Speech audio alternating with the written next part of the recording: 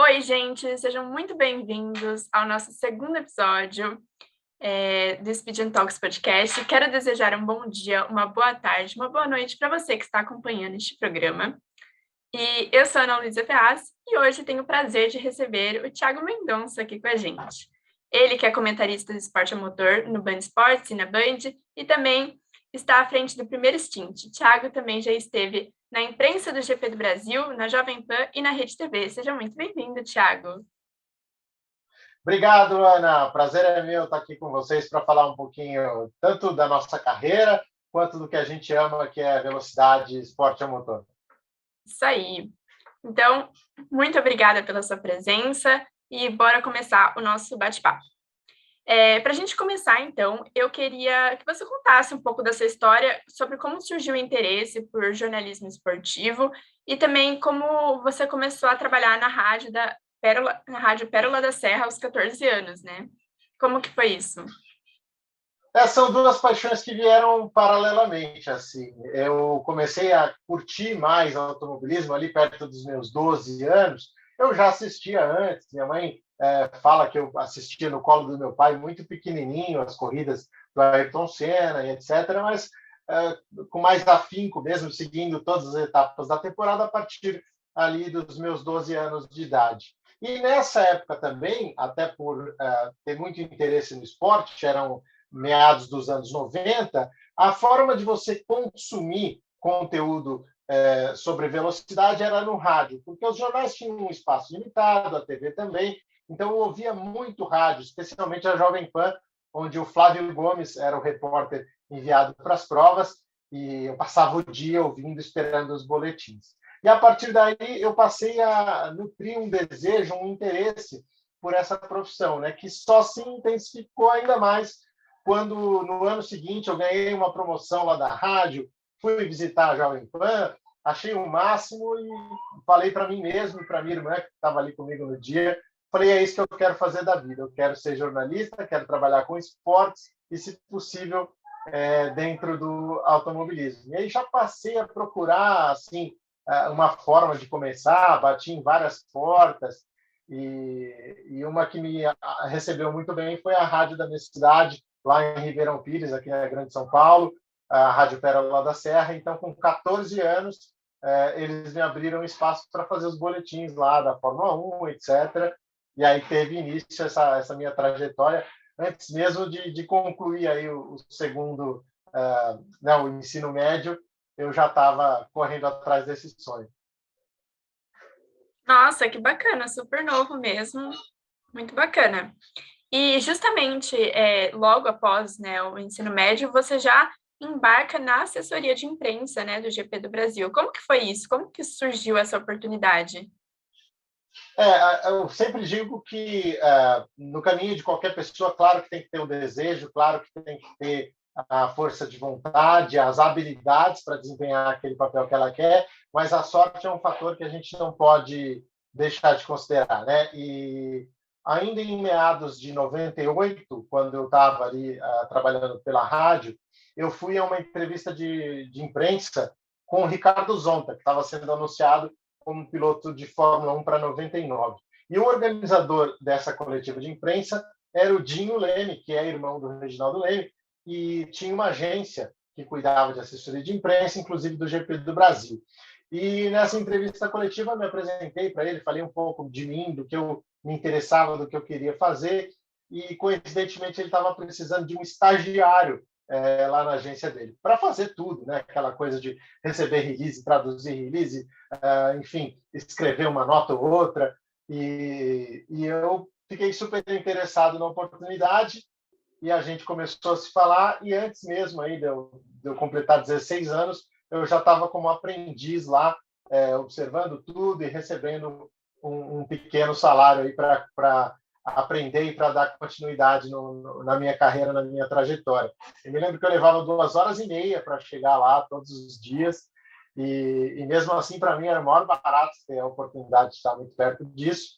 E em 2000, como ele tinha assessoria de imprensa do Grande Prêmio do Brasil, lá estava eu com 16 anos já credenciado para um Grande Prêmio. Então, foi uma coisa assim surreal, o quanto as coisas foram rápidas e a partir daí eu sempre agarrei cada oportunidade com muita força e com muita paixão, já que é isso, né? Sempre foi o que eu quis fazer da vida.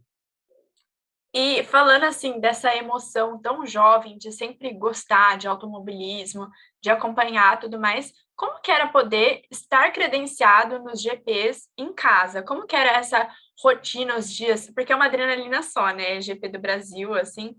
E como que era isso, estar lá por dentro das coisas? Foi muito legal, por um lado, por um aspecto, que foi a realização de um sonho. Então, ali com 16 anos, eu falava: caramba, eu levei 4 anos, 3 anos para chegar onde eu desejava chegar. Então, foi muito intenso. Mas, por outro lado, com 16 anos de idade, você ainda não está muito pronto para as coisas da vida, para as coisas profissionais especificamente. Então, eu senti que me faltava muito ainda, sabe? Desenvolver o próprio idioma, o inglês, desenvolver as minhas técnicas no próprio jornalismo. Então, eu estava muito cru, por assim dizer, quando eu cheguei lá. Então, eu aproveitei muito bem, eu desfrutei pelo lado fã, mas pelo lado profissional, sem dúvida alguma, eu poderia ter trabalhado melhor, ter feito melhor, mas eu acho também que nenhum deles esperava mais de mim, entendeu? Então, foi realmente uma fase de aprendizado e que me serviu muito para o que eu faço hoje, para as corridas que eu cubro hoje. Então, tudo isso, chegar cedo me permitiu identificar os erros ou as áreas onde eu precisava melhorar para poder, assim que eu me formei, ter efetivamente um caminho já bem trilhado e também estar pronto para a profissão, né, que não é fácil. É muito interessante, assim, o meu início no automobilismo, assim, estou iniciando agora, né, na verdade, mas Aham. a primeira pessoa que eu entrevistei também foi alguém da imprensa do GP do Brasil, foi o Castilho de Andrade. Sim. Foi super bacana, foi minha primeira entrevista, eu acho que eu tinha também, acho que 18 anos, e foi muito legal, assim, porque foi bem old school, sabe? Eu liguei na casa dele, aí a gente ficou conversando por telefone, e aí, depois dele contar as coisas que ele tinha vivido, eu fiquei tipo, nossa, eu acho que é isso mesmo que eu quero fazer, sabe? Porque eu lembro que foi uma emoção muito grande, assim, é muito bacana. Ele é E demais. Ele é uma referência para a gente, né, no jornalismo. Ele estava lá há muitos anos com a Fórmula 1. Então, é um cara das antigas aí que eu tenho a maior admiração do mundo e fico feliz de todo o GP do Brasil estar lá com ele. Enfim, é um cara que ainda hoje mostra essa paixão pelo esporte. sim, ele foi super bacana. É, e aí, você tem alguma história bacana sobre encontrar algum piloto nessa época dos anos 2000, alguma coisa que você vivenciou bem novo por lá? Eu acho que, assim, história, eu não vou dizer que eu tenho alguma história, mas, assim, nessa época foi muito legal poder estar diante ali do Schumacher, que era o cara que construía uma Ferrari muito vencedora, né? Aquele foi o ano do primeiro título dele. Eu pude acompanhar de perto o surgimento do Montoya como sendo um cara que ia ameaçar esse domínio do Schumacher e acabou não acontecendo. Vi o início do Alonso também. Então, foi muito legal ter tido essa experiência, né? Ter acompanhado isso ali a partir do início dos anos 2000, sem dúvida alguma. Agora, a história realmente eu precisaria lembrar aqui alguma coisa interessante. Mais nos últimos anos, né? Que assim que eu passei a ter mais contato, que eu passei a ter uma convivência um pouco maior, ir para as corridas lá fora. Então, aí as coisas aconteceram mais interessantes. Assim. Por exemplo, o Max Verstappen, que é um cara que também teve uma vida muito doida, né, de aos 16 anos Sim, de idade, assinar um contrato para a Fórmula 1, aos 17 estrear. Então, pelo amor de Deus, guardadas as devidas proporções, mas aqui, no meu cantinho, eu vivi um pouco na ascensão dele, sabe, de começar muito cedo, e a primeira coisa que eu quis saber dele, e que também foi uma coisa difícil para mim, foi como é que ele lidou com os estudos, né? E aí eu fiz essa pergunta para ele e ele respondeu, cara, eu assinei o contrato com 16 anos, então basicamente eu desisti desse negócio. Aí a gente deu risada e ele falou, e eu acho que eu não vou precisar voltar, não. Eu falei, não, acho que não. Eu vi Então, mas foi uma entrevista dele agora, depois de ser campeão, e aí ele falava que ele odiava a escola, então que para ele Aham, ter o contrato com a Fórmula 1 foi um alívio, assim. E exato. logo em 2006, você ingressa para a Rede TV, né? E por que ir para a televisão? Sempre foi a sua vontade? Na verdade, eu sempre curti muito rádio, né? O rádio sempre foi a minha paixão, então sempre foquei nisso. Mas não apareceu nenhuma oportunidade interessante, pelo menos aí até eu chegar à Jovem Pan lá em 2013, uma rádio não foi uma coisa na minha vida. Mas aí, a partir de 2006, começaram a surgir alguns convites para trabalhar como repórter de automobilismo. Tanto que eu faço a minha estreia em 2006 na Rede TV pelo troféu Maserati. Então, assim como aconteceu com as outras oportunidades, eu abracei, fui e acabei me dando bem, acabei gostando de fazer isso. Então, em 2007, a Rede TV compra os direitos da A1GP, que era uma categoria de monopostos com carros dos países e tal, que o Nelsinho correu, que o Sérgio Jimenez também correu, e eles, nessa categoria, me colocam como comentarista. Então, também foi uma grande oportunidade. Então, passei a dividir essas duas funções, inicialmente como freela, depois participando mais vezes, e aí eu me encaminhei mais para a TV. Então, hoje, claro que eu tenho uma ligação muito maior com a TV do que com o rádio, mas, de qualquer forma, foi uma coisa que aconteceu naturalmente, e hoje eu amo a TV, assim como eu amava o rádio, assim como eu amo o rádio. Então, são veículos diferentes, jeitos diferentes de se falar, de se fazer, mas ainda assim que falam muito comigo, com o meu coração e com o que eu gosto na mídia, e que é contar histórias e é falar de esporte.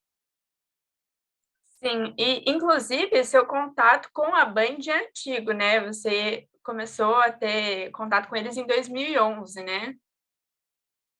Isso, eu fazia uma categoria na Rede TV que chamava GT Brasil, que eram os carros de Gran Turismo, Ferrari, enfim, Maserati, diversos Ford GT, carros de Gran Turismo muito velozes e muito interessantes, uma corrida muito bonita. Essa categoria fazia muito sucesso, e isso foi em 2010. Em 2011, a categoria foi para a Band, e junto com a categoria, eles me levaram também. Então, a partir daí, eu comecei a ter contato com a Band, comecei a fazer as transmissões na Band, inicialmente com a GT Brasil, depois fui fazer a Copa Petrobras de Marcas, depois começaram a surgir convites para substituir o Felipe Giafone na Indy, já que o Giafone tinha um calendário muito cheio com Fórmula Truck, com outras atividades. Então, também aproveitei muito bem isso. A receptividade lá foi muito boa, a equipe da Band é nota 10, assim, a equipe que as pessoas não veem, que é a equipe de chefia, de coordenação, é espetacular. A Tati Saad, o Leandro Tocha, as pessoas que trabalham ali nos bastidores são pessoas que gostam muito de fazer bem feito. E ter a confiança delas foi muito legal. E aí eu tive uma breve saída, né, em 2018, se não me engano, que eu fechei com a Rede TV para fazer a NASCAR, mas foi um período muito curto, e eu saí no final de 2019, e a partir daí já comecei a olhar de novo para um eventual retorno para a Band. Não foi fácil, tive que batalhar muito, porque é um espaço muito concorrido, você tem nomes muito bons no mercado, mas graças a Deus tudo que eu tinha construído lá acabou pesando nesse momento da decisão, e fiquei muito feliz de ter sido escolhido para formar o time. Ai, que bom, né? E é um baita de um time, meu Deus, eu sou, assim, alucinada com a Band e tudo que foi construído, assim, nessa questão de automobilismo e tudo que foi feito agora em 2021 foi, assim, espetacular, um trabalho, assim, sem palavras, incrível mesmo.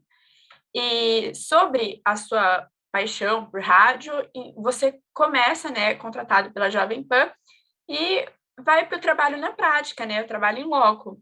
E como que é a rotina de cobrir a Fórmula 1 em loco? Porque deve ser uma loucura, né?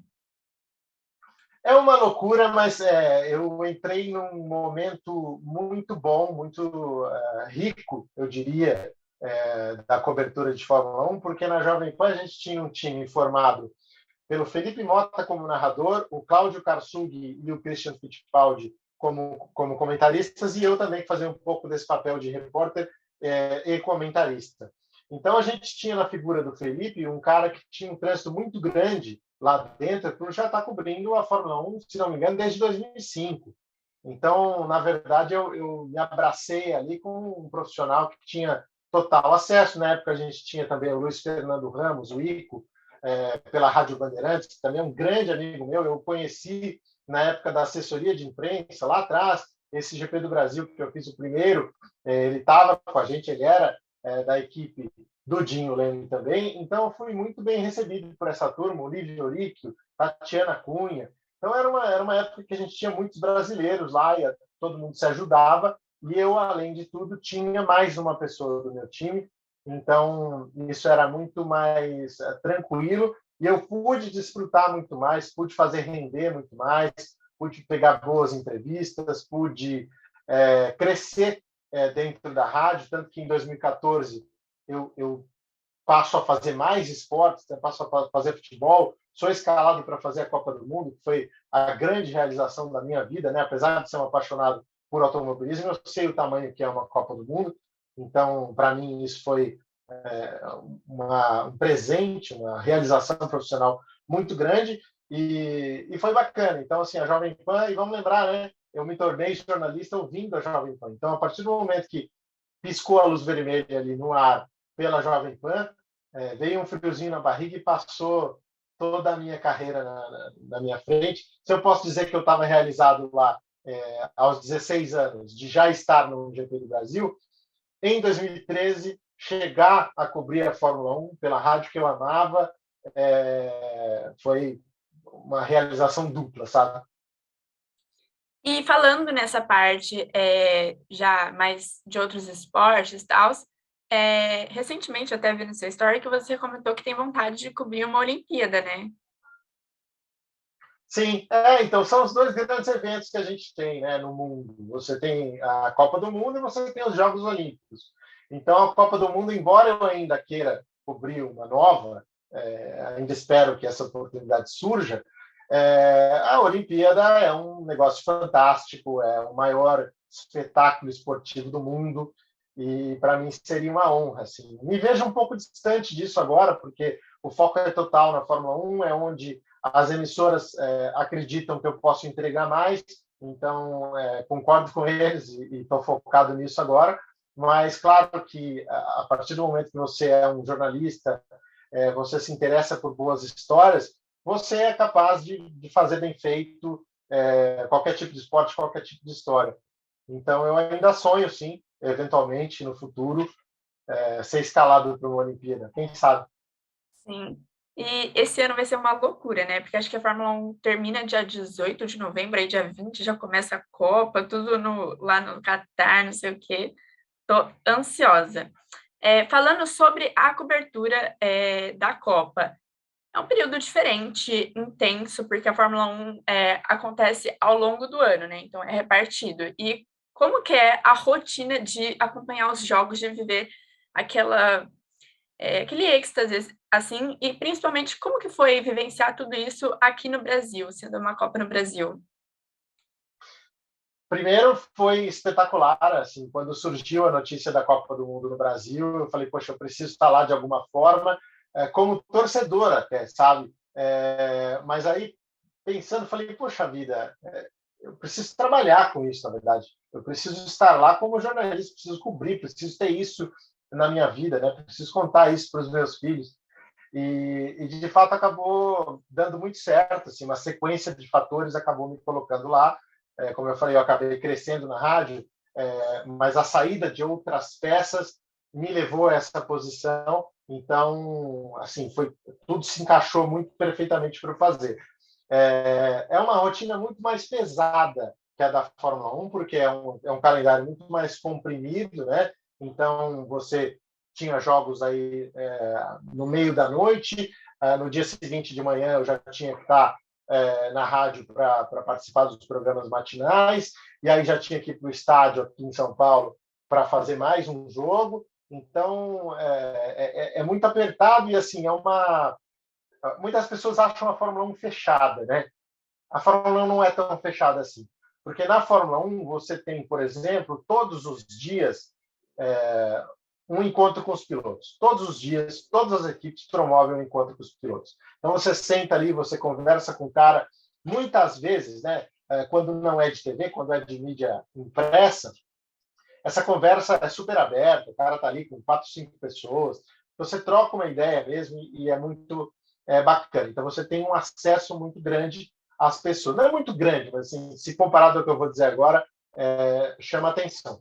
Na Copa do Mundo, você não tem isso. Você chega lá pela manhã, porque vai evitar trânsito, precisa estar com os boletins lá direto do estádio logo de manhã, você sobe para a sua posição, que é no meio da galera, claro, tem a divisão, mas você está no meio da torcida, então você sente muito mais o clima e o acesso é muito mais complexo. Quando é que você vai falar com os jogadores? Quando é que você vai ouvir deles? Na saída, na chamada zona mista, quando eles estão saindo do vestiário para ir para o ônibus. Então, assim, cabe ao cara, se ele quiser parar ou não. Geralmente, os assessores de imprensa já combinam com um ou outro para parar, principalmente os caras mais destacados, no Uruguai, o Suárez, na Argentina, o Messi.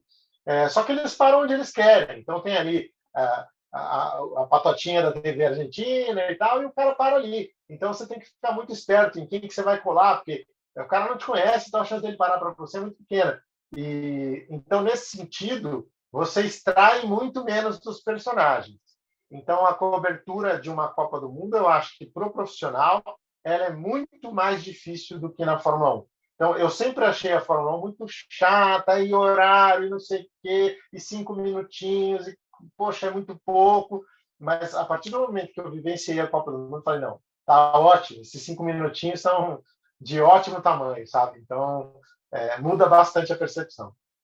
Sim. E falando desses momentos, assim, de ter oportunidade de entrevistar a galera e tal, qual que foi a entrevista mais memorável que você fez? Entre tudo, entre a Copa do Mundo, entre Fórmula 1? Entre tudo, eu te respondo que foi esse ano quando eu tive a chance de entrevistar o Hamilton. Foi uma coisa muito legal, porque, embora não tenha sido presencial, em função do Covid, etc., a gente fez online e eu tive a chance de perguntar coisas muito bacanas para ele, que eu queria saber de verdade. Inclusive, está no meu canal, lá no Primeiro Stint, alguns trechos dessa entrevista. Outros foram para a Band, então não estão no meu canal, mas estão na internet também, se procurar. E consegui extrair coisas muito legais, sabe? Ele é um grande entrevistado. Vamos lembrar que quando ele parou para falar com a gente lá, ele já tinha terminado uma coletiva de 1 hora. Então, ele já tinha falado por mais de 1 hora e, mesmo assim, foi super simpático, foi super solícito. Não fugiu de pergunta. Perguntei sobre a relação com o George Russell, se podia ser uma repetição de Rosberg, e ele reconheceu as dificuldades que eles tiveram e como ele ia trabalhar para isso não acontecer de novo. Perguntei da questão do racismo, da luta por um mundo com mais diversidade e o quanto isso já havia mudado, o quanto ele notava que já havia mudado, porque de fato a mudança é muito lenta, né? E ele respondeu tudo de forma muito bacana e que me rendeu uma grande entrevista. Então, nesse momento, acho que o papo com ele foi o melhor que eu tive assim na minha trajetória. Eu acho que foi numa entrevista com você, aí numa live, com você, com a Nath De Vivo, com a Lai e com uma outra menina do Padocando, que acho que a Nath comentou que o Hamilton é um dos caras mais acessíveis, assim, para conversar, que ele é super, em entrevista, ele é super de boa. E, assim, é muito perceptível isso. Inclusive, tem uma entrevista com a Mariana Becker, que ele pergunta como que tá a situação no Brasil. Tipo, Sim. super bacana, cara, super gente boa.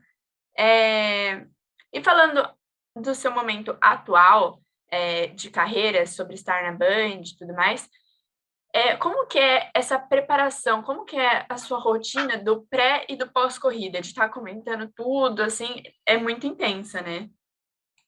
É muito intenso. Se você pensar que a gente tem Fórmula 2 e Fórmula 3 com treinos começando às vezes 4, às vezes 3 da manhã, então eu preciso seguir uma regra na minha vida, porque eu realmente preciso ter as horas de sono para estar lá com reflexos conscientes, enxergando as coisas, falando direito, né? Porque é isso que as pessoas esperam, que você possa acrescentar alguma coisa. Então, eu faço toda uma trajetória. Se eu vou acordar às 2 da manhã, então eu preciso dormir às 6 da tarde, e eu faço uma programação. Eu tenho filho pequeno, então, às vezes, eu combino da minha esposa dormir um dia na mãe dela, levar as crianças, depois, ou a gente dorme, eu durmo separado, enfim, para que eu possa dormir nesse horário, acordar bem preparado. A semana é muito intensa, de você ler absolutamente tudo que está acontecendo.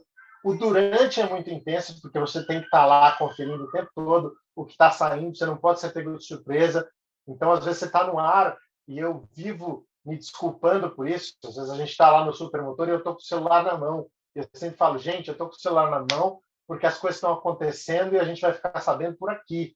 Então, é muito intenso, mas ao mesmo tempo é uma adrenalina que me faz muito bem e que eu não sei viver sem. Então, esse período de intervalo agora, desde o final em dezembro até o reinício em março, eu pareço aquele meme do Wagner Moura fazendo o Pablo Escobar, sabe que ele está lá paradinho, ele não sabe o que fazer.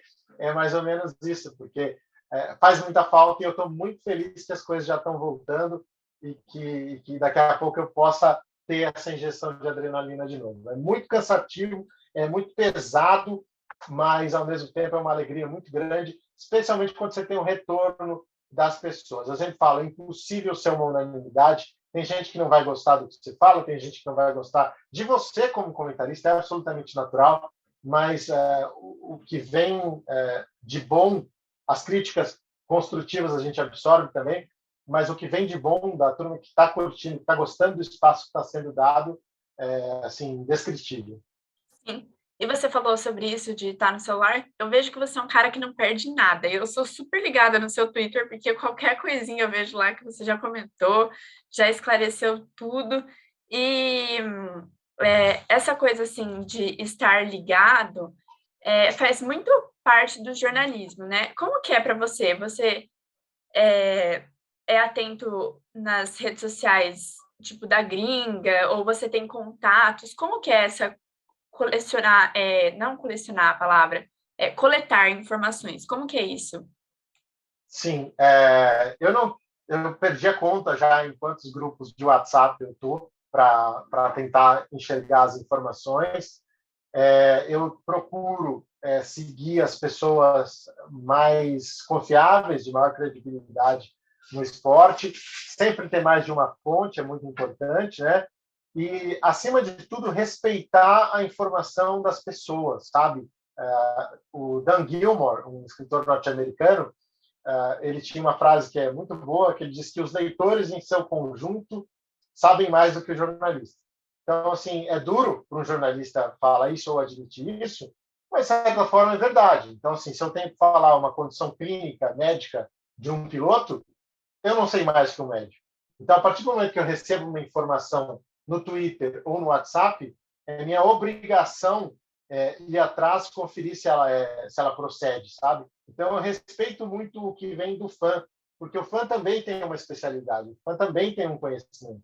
Então, não é porque você está do lado de cá e você está com o microfone que você tem, que você sabe tudo. Você é o cara que as informações são só suas. Então, eu procuro, de fato, absorver tudo que eu posso de todo mundo. Isso significa estar ligado em todas essas mídias, tudo que acontece. Às vezes me sinto até perdido, sabe? Porque eu ainda não consegui entrar em algumas mídias, como o TikTok, por exemplo, como a Twitch. Eu não tenho muita presença. E eu sei que lá acontecem muitas coisas. Às vezes o cara comenta uma coisa durante um jogo live e você só fica sabendo depois. Então, eu procuro ao máximo abraçar todas essas fontes de informação e tentar melhorar nessas que eu ainda não tô craque. Sim. E falando assim, de tudo que você viveu, com tantas experiências, tão novo, Qual foi a sua maior realização da carreira até agora? Eu volto na Copa do Mundo, assim, que foi uma coisa inesperada pelo caminho que eu estava seguindo. Eu estava seguindo um caminho muito voltado para o automobilismo, que sempre foi meu sonho, e assim eu passei praticamente 10 anos, né? E quando eu tive a chance ali de crescer na rádio, de ver o meu nome atrelado a nomes como Flávio Prado, Vanderlei Nogueira, caras muito fortes do rádio e da televisão, falando de futebol, falando também de Jogos Olímpicos, porque a gente já teve Rio 2016, e eu fiz várias entrevistas com vários personagens do segmento. Aquilo me provocou uma sensação assim de que, caramba, dá para ir mais longe. E você me pergunta por que não foi, então? Porque, de novo, o meu caminho não era muito esse. E a partir do momento em que eu saí da rádio, as pessoas ainda tinham a minha imagem muito atrelada ao automobilismo. Graças a Deus elas têm essa imagem. Então, eu fui direcionado a isso de novo. Mas todas as vezes que eu entro numa empresa, eu digo, olha, contem comigo, sabe? Se vocês precisarem de alguém, outra coisa, outro esporte, não há essa limitação. Então, eu sempre deixo isso muito claro, mas é óbvio que o caminho é outro, assim como Sérgio Maurício vai transmitir agora o Mundial de Clubes, o Reginaldo Leme cobriu o milésimo gol do Pelé, foi setorista do Palmeiras. Todos nós temos essa veia de contar histórias e a gente pode ir para outros lugares, né? Mas eu diria, então, por causa disso tudo, que a Copa do Mundo foi uma baita realização em todos esses sentidos. Ah, é legal. E são as oportunidades da vida, né? Você falou aquilo de sorte. Eu tenho uma frase que eu guardo muito para mim, que é assim: é, a sorte existe, mas você são as oportunidades, né? Mas você tem que estar preparado. E eu acho que essa preparação, né? Essa coisa é muito importante. E agarrar isso no momento certo é mais importante ainda. E agora, eu vou até ler a pergunta porque é complicada, é completinha. Mas assim, Thiago, falando um pouco sobre o slogan do Speed Talks, que é Beyond Motorsport, indo para um lado um pouco mais pessoal e profundo da coisa, muitas das coisas que eu tenho afinidade, que eu gosto, inclusive automobilismo, eu tenho um sentimento, assim, uma coisa, na verdade, um significado por trás. Eu queria saber se você já teve algum momento de conexão profunda com o esporte a motor que você falou assim, meu Deus, isso me marcou profundamente, sabe? Uma coisa que foi além, uma coisa que saiu do seu cotidiano. Na verdade, eu diria que a minha vida toda está ligada ao automobilismo, porque ela me leva de volta à minha infância, que foi um período muito especial da minha vida e assim me ajudou também a crescer na vida, né? Então, de todas as formas, de posição social, então tudo isso o automobilismo que me trouxe. A minha esposa eu conheci também trabalhando com automobilismo. Dessa relação nasceram os meus dois filhos, uma menina e um menino. Então, vai muito além, sabe? O que o automobilismo me trouxe? Me trouxe tudo. Então, assim, essa relação profissional, que graças a Deus foi muito bem sucedida, enfim, independentemente do que aconteça daqui para frente, independentemente das comparações que você puder fazer com outras pessoas, para mim ela já foi muito bem sucedida. Então, além de tudo isso que aconteceu no campo profissional, o campo pessoal também foi muito ligado sempre a isso, e a gratidão é enorme por ter um dia ligado à televisão e falado, putz, isso aqui é legal. Sim, muito bacana. É, E sobre histórias engraçadas, porque a gente acaba colecionando uma série, assim. Você tem algum mico, alguma coisa que vem na sua cabeça que você fala, meu Deus, tenho vergonha só de lembrar. Tenho. A gente tem várias coisas assim de micos no ar, né? Por exemplo, recentemente, lá no Band Esportes mesmo, eu estava traduzindo uma entrevista do Felipe Drogovic na verdade, ele falava de um jogo de tênis que tinha sido muito legal, do Djokovic, algumas semanas antes. e eu traduzi falando, tá aí a palavra do Djokovic. Não, era o Drogovic. Enfim, eu falei, misturei os Vics aqui.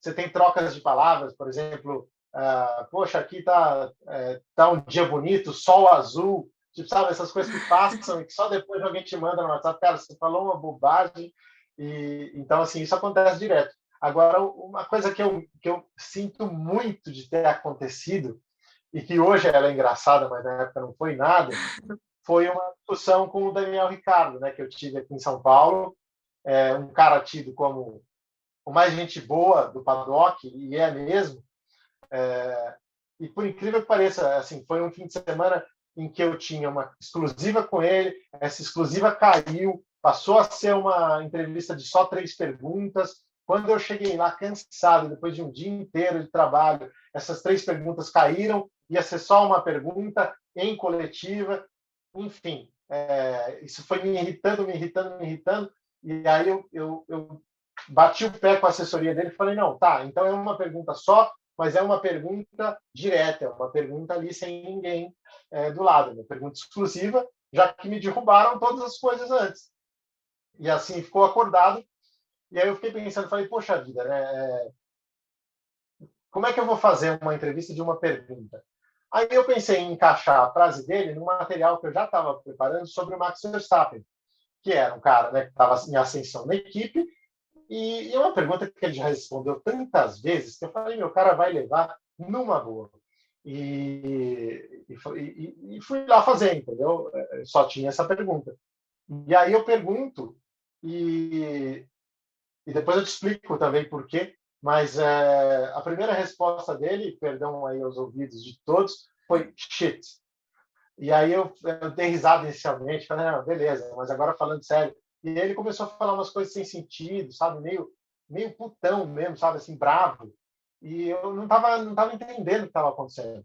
E aí chegou uma hora que assim, eu fiquei muito irritado com tudo que estava acontecendo.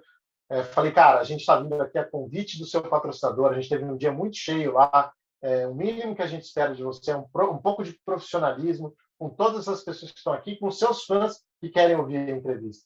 Então, assim, deu uma discutida, ele falou, mas você vem aqui perguntar do Max? Eu falei, você sabe por que eu estou fazendo uma matéria do Max e não de você. Aí ficou esse bate-boca, essa discussão, e aí a assessoria pediu para eu fazer de novo a pergunta, mas aí eu já não queria mais. Então, foi uma treta federal.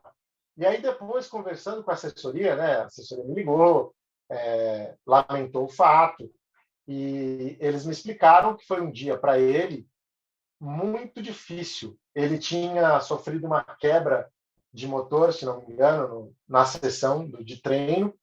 Então, assim, foi, sei lá, o pior dia do Daniel Ricciardo no paddock da Fórmula 1. Foi o dia que marcaram a minha entrevista com ele. Então, assim, foi um... Assim como eu falei, da sorte de você ter tudo alinhado para dar bom, nesse dia tudo se alinhou para dar ruim. Então, assim, foi uma coisa muito chata, que me deixou mal no dia, né, nos dias posteriores, e que hoje eu vejo como uma coisa engraçada e com um sentimento de aprendizado, né, de que quando não quer, dois não brigam. Então, assim, se o cara está sendo um babaca, não seja você também como eu fui. Então, isso vale para o jornalismo, sabe? Em vários momentos, as pessoas não vão tratar a gente bem. E eu fui pego de surpresa porque não é o que se espera dele.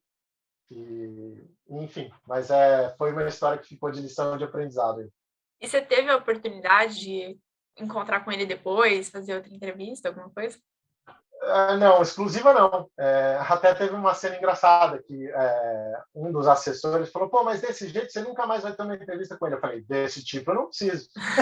Então, assim, a gente já teve, sim, eu fui a algumas entrevistas coletivas com ele, fiz pergunta, ele respondeu normalmente. Então, assim, eu nunca vou saber, eu posso perguntar para ele em um determinado momento, se eu tiver a oportunidade, que esses contatos são difíceis, mas eu não tenho certeza se ele lembra de mim.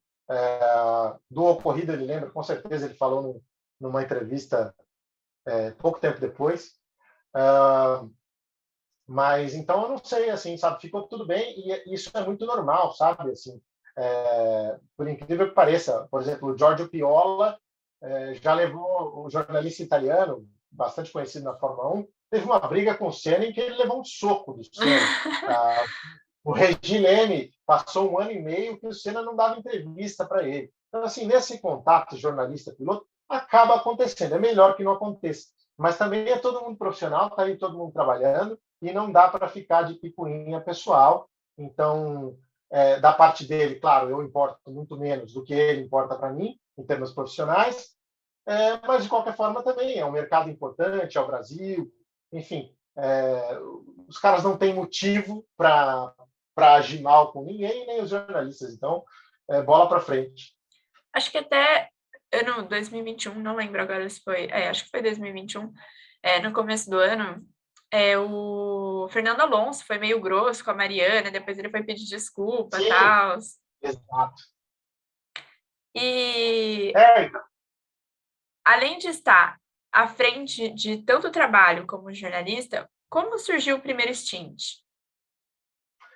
O primeiro stint foi, na verdade, uma ideia do pessoal lá do Automais, que é o programa que eu faço também, um programa terceirizado, mas que tem espaço hoje no Band Esportes, ele é exibido pelo Band Esportes, embora produzido fora, e já estou com eles há muitos anos, né, produzindo o programa. E em 2019, o diretor do programa e dono da produtora chegou e falou assim, olha, a gente tem que ir para o digital, tem que ir para o YouTube, você precisa do seu canal. Aí eu falei, cara, no YouTube já tem quem fale de automobilismo, enfim, não sei se é a minha. Aí ele falou, não, pensa o que você quiser, faça do jeito que você quiser.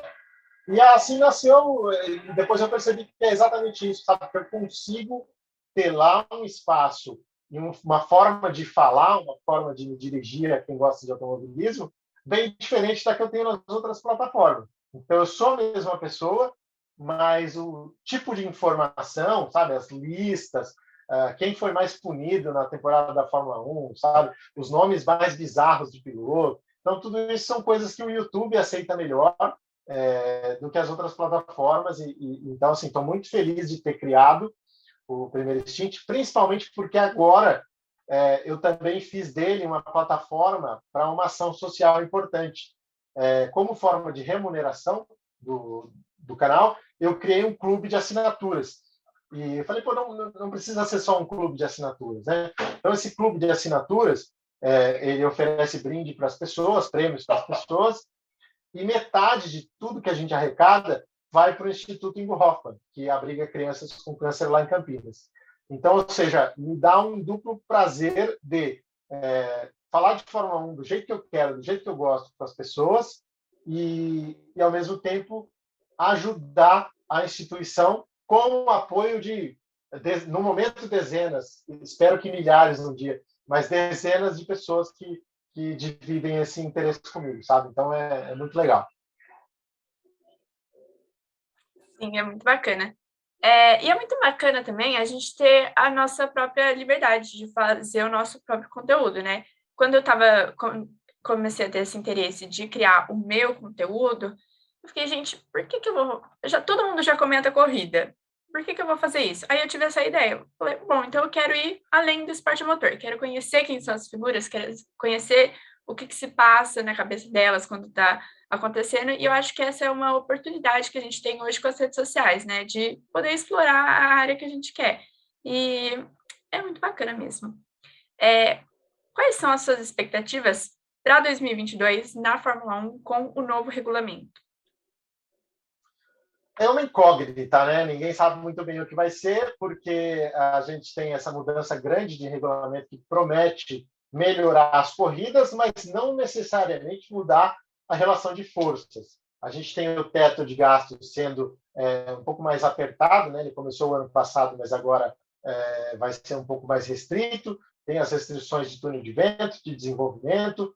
Então, eu me preocupo um pouco da fórmula, sabe, não ser tão boa quanto a gente espera. Porque na Fórmula 1 a gente viu que toda vez que a gente tem uma mudança de regulamento, alguém encontra alguma coisa e demora até os outros alcançarem, leva um tempo até os outros alcançarem. Então, o meu medo é que aconteça isso, e aí com todas as restrições de orçamento, que você faz para tornar o esporte igual, você torna desigual. Então, é uma coisa frustrante, eu sei, para muita gente ouvir isso, mas eu prefiro realmente esperar o início do campeonato. Especialmente porque os motores vão ser congelados. Ainda tem uma diferença grande da Mercedes para as outras. As pessoas falam, mas reduziu. De fato, reduziu, mas isso está claro nos números de speed trap, em tudo. Você consegue ver que o motor Mercedes ainda é superior e as equipes ainda puderam fazer alterações, as fabricantes puderam fazer alterações até a primeira etapa, né, quando vai ser de fato congelado. Então, tudo vai depender de como é que as equipes chegam lá no Bahrein. Se elas chegarem numa condição como a de 2014, muito desiguais umas das outras, talvez o novo regulamento prejudique. Então, essa é a minha dúvida. Estou sendo aqui o cara que está vendo o copo meio vazio, mas é uma ponderação que eu faço e que eu torço para estar errado, para a gente ter uma temporada maravilhosa mais uma vez. Mas, para mim, honestamente, eu vi os anos de Schumacher, de Hamilton, os domínios de Mercedes, de Ferrari. Eu nunca achei uma temporada chata. Então, para mim, realmente, não faz diferença o que vai acontecer, porque eu acho que a minha paixão é tão grande que, claro que eu prefiro que as disputas sejam intensas, mas como eu sei que não existe só primeiro e segundo colocado, para mim a entrega do produto é muito grande, independentemente de como as coisas estejam lá na frente.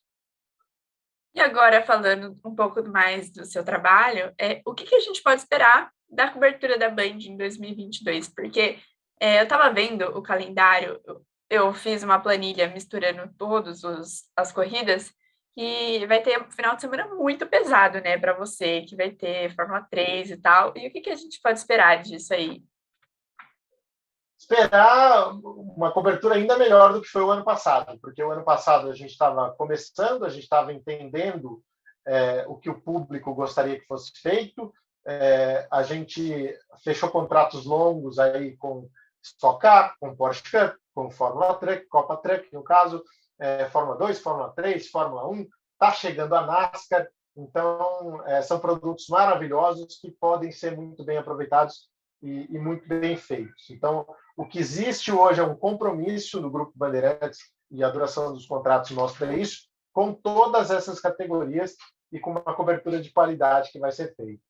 A gente segue estudando muito todos os esportes, segue ouvindo o fã, você que coloca lá no Twitter, não passou, enfim, o treino aqui na minha cidade porque a TV local estava passando outra coisa. A direção está de olho nisso, ela está vendo isso. E tudo que pode ser feito está sendo feito para que a gente tenha uma cobertura cada vez mais robusta e mais interessante, tanto no canal fechado quanto no canal aberto, que tem aí esses produtos. Porsche Cup, Copa Truck, Stock Car. Então, pode esperar que vem coisa muito boa por aí. Ah, que bom, estou ansiosa. Agora a gente vai para a nossa última pergunta, antes do bate-bola. E quais são os seus conselhos para quem quer seguir no jornalismo de automobilismo ou também criar conteúdo nas redes sociais? A minha dica, a primeira, é a mais básica de todas, né? Estudar, mas estudar eu não quero dizer só se dedicar aos seus estudos ali básicos, né? Enfim, ou a própria faculdade, mas sim buscar conhecer línguas. Hoje, um cara que fala um idioma a mais ou dois idiomas a mais, ele tem um destaque na redação muito grande que pode levá-lo a fazer coberturas mais expressivas. Foi o meu caso na PAN com a Copa do Mundo, não tenho dúvidas de que tinha repórteres mais experientes lá que poderiam estar no meu lugar e que isso foi um impeditivo. Então, é fundamental que isso seja feito. Isso vai te dar também a possibilidade de uma outra forma de estudo, que é consumir conteúdo, consumir muito conteúdo de personagens que você gosta, de pessoas que você admira, que entendem do tema que você quer se aprofundar. A segunda dica, não se impor limites. Eu quero fazer TV. E aí você recebe uma proposta de uma assessoria de imprensa, você não quer. Você recebe uma proposta de uma rádio, você não quer. Não é por aí. O seu objetivo está lá, mas o caminho não precisa ser uma linha reta. Então, aceite os desafios que a vida te proporcionar e batalhe sempre, acredite sempre, respeitando sempre o espaço dos outros, né? Eu acho que isso é muito importante, ser muito honesto, não fechar portas, né? É fundamental. Então, sempre que um ciclo terminar, termine com ele muito bem. Eu estive na Band, estive fora da Band, mas a todo momento que meu nome é comentado lá, as pessoas ainda respeitam e sabem o profissional que é. Então, eu acho que isso é fundamental na profissão de qualquer pessoa, né? Então, basicamente, eu acho que é isso: é estudar muito, especialmente línguas, batalhar aí as suas oportunidades sem restrições, sem muitas negativas. Muito obrigada. Então, a gente terminou a nossa sessão de perguntas e agora a gente vai para os nossos quadros de bate-bola. Então, esse daqui chama Velozes e Curiosos. Então, eu vou jogar as perguntas e aí você vai falando. Uma pessoa que você se inspira no automobilismo. Hoje eu diria que o Reginaldo Leme. Foi muito importante para mim o Flávio Gomes, mas hoje o Regi pela tranquilidade como ele lida com tudo na profissão. Um piloto que já está fora da F1. Você diz o melhor? Eu sei que bate-bola não requer muitos detalhes, mas o que eu acho melhor, que está falando, qualquer um. Um piloto. Alan Prost. Um piloto brasileiro.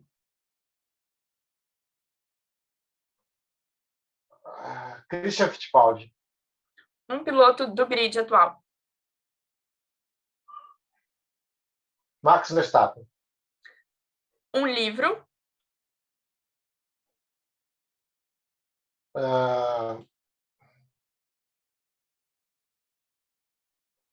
Estrela Solitária, biografia do Garrincha. Um filme. Rush. Um momento. Meu primeiro GP Brasil. Um circuito. Mônaco. Uma equipe. McLaren. Uma categoria além da Fórmula 1. Indy. E se você pudesse andar de carro em um autódromo com um piloto, quem e qual pista seriam? Eu acho que Mount Panorama, na Austrália, e vou escolher o Lewis Hamilton. E agora a gente vai para o quadro de frente com o Thiago, que é para a gente te conhecer mais. Uma comida. Massa. Uma sobremesa. Chocolate. E por fim, se você pudesse jantar com alguém vivo ou morto, quem seria?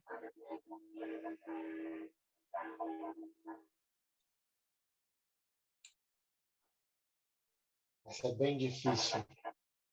Eu vou dizer o Ayrton Senna, porque é uma pessoa que eu lamento não ter conhecido. Conheci o Emerson, conheci o Nelson e não conheci o Ayrton. E por fim, para a gente fechar agora com chave de ouro, a última coisa monte sua equipe perfeita com o grid de 2022. Então, 2022. Isso. Um motor. O motor Mercedes. Um piloto principal.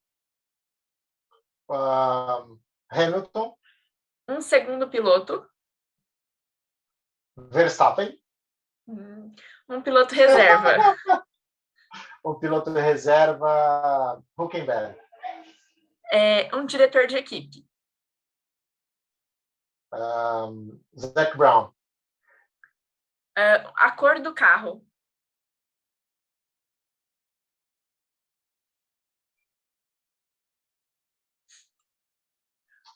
Amarelo e preto. E qual seria o nome da equipe? Boa pergunta. Primeiro Stint Racing. Adorei. E é isso, Thiago. Né? Oi? Ou First Stint, né? Já que seremos internacionais. Legal.